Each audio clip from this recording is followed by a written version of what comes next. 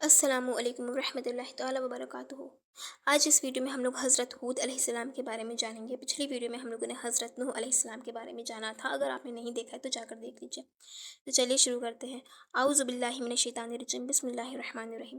حضرت ہود علیہ السلام۔ حضرت ہود علیہ السلام قوم عاد سے تعلق رکھتے تھے۔ آپ علیہ السلام عاد ہی کے شریف اور نیک گھرانے میں پیدا ہوئے۔ حضرت ہود علیہ السلام اللہ کی طرف سے قوم عاد کو سچائی کا راستہ دکھانے کے لیے بھیجے گئے تھے۔ عاد کی قوم گمراہی میں مبتلا تھی۔ طرح طرح کے برے کام کرنا، ظلم و زیادتی اور لوٹ مار کرنا ان کی عادت بن چکی تھی۔ خاص کر کمزور طبقہ ان کے ظلم و زیادتی کا شکار تھا۔ غریب کاشتکاروں کی زمینیں اور ان میں پیدا ہونے والا اناج مار دھاڑ کر چھین لیا کرتے تھے۔ انہیں فصل اگانے کی بھی مہلت نہیں دیتے تھے، اس لیے کمزور طبقہ بھوک و افلاس میں اپنے دن گزارتا تھا۔ قوم عاد کا پیشہ شتکاری تھا۔ وہ زراعت کے طریقوں سے بھی اچھی طرح واقف تھے۔ اس کے علاوہ پہاڑوں کی چٹانیں کاٹ کر ان پتھروں سے مضبوط عمارتیں بناتے پہاڑ کے غاروں میں بھی رہتے تھے۔ پتھروں سے شکار کرتے تھے، جانوروں کو آگ میں بھون کر کھاتے۔ عاد کے لوگ عیش و عشرت کی زندگی بسر کرتے تھے، لیکن غریب اور محتاجوں کا خیال نہیں رکھتے تھے۔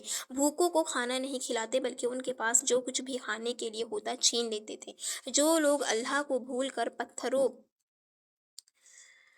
پتھروں کو پوجتے ہیں ان کے دل رحم سے خالی ہوتے ہیں۔ عاد کی قوم بھی مورتیوں کو پوجتی تھی۔ عاد کی قوم کے لوگ ان کے آگے سجدہ کرتے، ان سے مرادیں مانگتے۔ حضرت ہود علیہ السلام اللہ کے نبی تھے۔ وہ بت پرستی سے روکتے تھے، ظالموں کو ظلم کرنے سے روکتے، ایک اللہ کی طرف بلاتے۔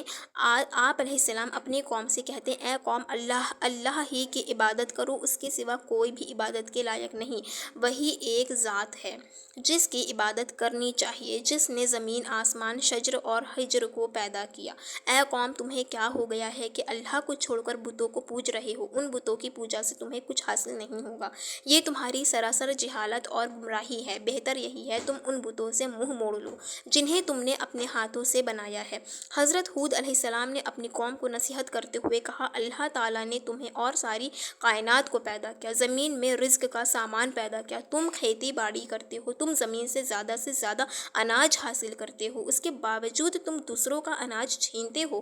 بلکہ تمہیں تو چاہیے تھا کہ اپنے اناج میں سے محتاجوں اور غریبوں کا حصہ نکالتے، بھوکوں کو کھانا کھلاتے تاکہ وہ بھی تمہاری طرح زندہ رہ سکیں، لیکن تم ایسا نہیں کرتے۔ جو کچھ اللہ نے تمہیں دیا ہے اس کا شکر بجا لاؤ۔ اس کا طریقہ یہ ہے کہ جن کے پاس اناج نہیں ہے تم انہیں کھانے پینے کا سامان دو۔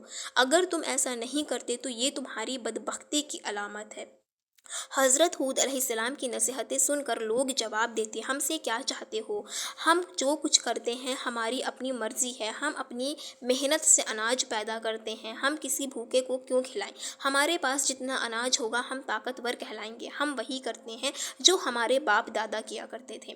حضرت ہود علیہ السلام کہتے ہیں کہ مجھے اللہ نے نبی بنا کر بھیجا ہے تاکہ تم کو اچھی باتیں بتاؤں اور بری باتوں سے آگاہ کروں اور برے کاموں کو روکوں۔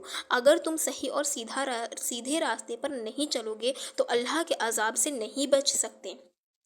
حضرت ہود علیہ السلام بار بار اپنی قوم کو نصیحت کرتے رہے۔ ایک مرتبہ پھر آپ نے انہی باتوں کو دہرایا، اے قوم، میری بات مان لو، میں تمہارا بھلا چاہتا ہوں، جو کچھ میں کہتا ہوں اسی میں تمہاری بھلائی ہے۔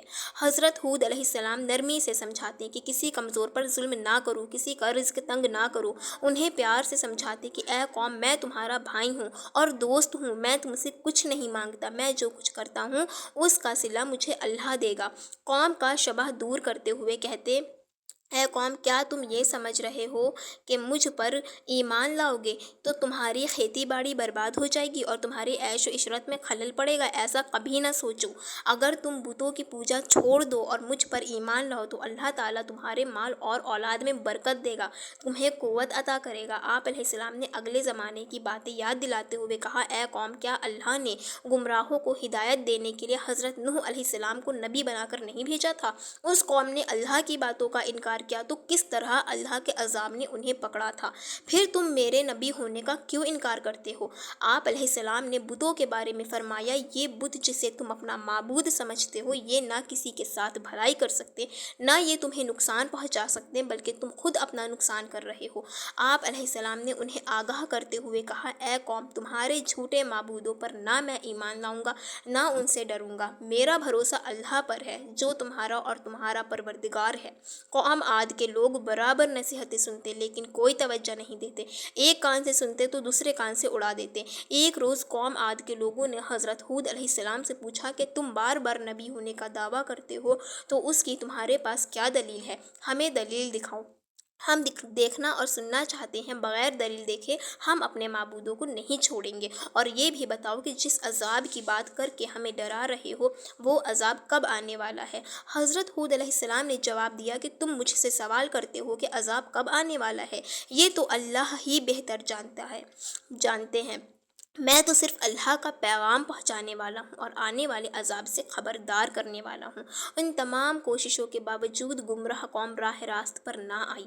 اللہ کے غضب نے جوش مارا اور عذاب کے آثار پیدا ہونے لگے۔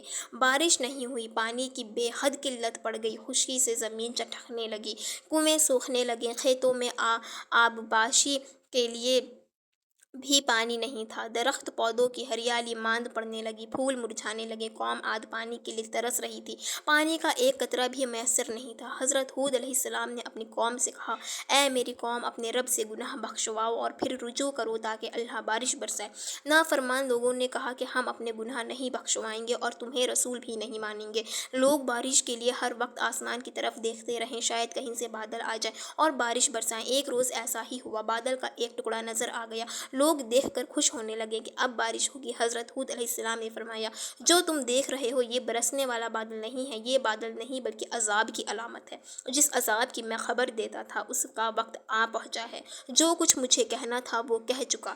جو لوگ حضرت ہود علیہ السلام پر ایمان لا چکے تھے ان کے بارے میں حضرت ہود علیہ السلام سے اللہ نے فرمایا کہ جو لوگ ایمان لائے ہیں ان کو اپنے ساتھ لے کر کسی محفوظ مقام کے طرف چلے جاؤ۔ چنانچہ حضرت ہود علیہ السلام ایمان والوں کو ساتھ لے کر نکل گئے۔ شہر میں اب کوئی ایماندار نہیں رہا۔ لوگوں نے دیکھا کہ آسمان پر بادل کے ٹکڑے تیر رہے ہیں، ہوائیں چلنی شروع ہو گئیں، ہوا میں اتنی تیزی تھی کہ پہلے نہ کسی کان نے سنا نہ کسی نے دیکھا تھا۔ دیکھتے ہی دیکھتے آندھی چلنے لگی، یہاں تک کہ اپنا ہاتھ بھی سجھائی نہیں دیتا تھا۔ ہر طرف مٹی اور دھول اڑ رہی تھی، بڑے بڑے درخت جھڑ سے اکھڑنے لگے، ہر طرف اندھیرا چھا گیا، ہر شے ہوا میں اڑنے لگی، آدمی بھی نہیں ٹھہر سکتا تھا نہ بیٹھ سکتا تھا۔ ہوا کے زور سے بڑی بڑی مضبوط عمارتیں بھی گر گئیں، ہر طرف چیخ و پکار کی آوازیں ہواؤں کے شور میں دب کر رہ گئی۔ قوم عاد کو اپنے مضبوط مکانوں پر بڑا ناز تھا، یہ تمام مکانات زمین بوس ہو گئے، زمین پر کچھ بھی نہیں بچا۔ یہ آندھی 8 دن اور 7 راتیں رہی، جب آندھی تھمی تو لاشوں کا پتہ بھی نہیں تھا۔ عاد کی قوم نے غرور و تکبر کیا، ایک اللہ کو چھوڑ کر بتوں کو ماننے لگے، انہی سے مرادیں مانگا کرتے تھے، نبی کی باتوں کا انکار کیا۔ جب عذاب کے دن قریب آنے لگے تو اللہ نے نیک لوگوں کو بچا لیا، گمراہوں کو عبرت ناک سزا ملی۔ عاد کی قوم کا صرف کتابوں میں ذکر پایا جاتا ہے، تباہ شدہ شہر کے کھنڈرات آج بھی درس عبرت دینے کے لیے زمین پر دیکھے جا سکتے ہیں۔ حضرت ہود علیہ السلام کا مقبرہ حضرت حضرموت میں مکلا سے 90 میل شمال کی جانب ہے۔